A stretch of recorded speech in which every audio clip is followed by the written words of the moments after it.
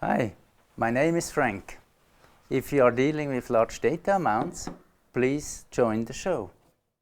Let's have a look on the OMrun Breadcrumb.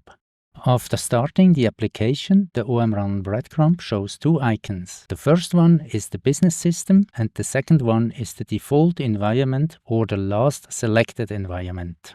As long as there is no object selected from the tree, the execution button is disabled. By selecting another environment, you can see that the OMrun Breadcrumb is changing from test environment 1 to test environment 2. This is the way how to switch environments. By opening a scenario, you get an additional icon on your breadcrumb. The scenario name is written in bold letters. This means the selected test scenario 1 is the scenario that will be executed on test environment 2. If selecting a test scenario, a test data object or a test program object, the play button is enabled and you can execute the test scenario.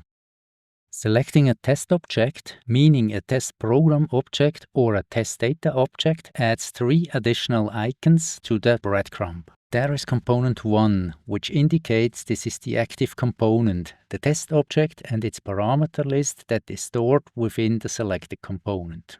In this example, we see a test program object and in addition the related parameter list named extensive, which is the default one selected. The play button is enabled and by pressing execute we get the results on the test program object named by bold letters below the icon.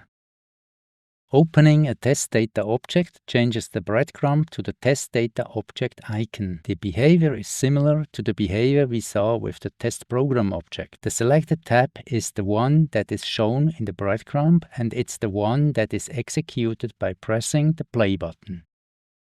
Thank you for watching.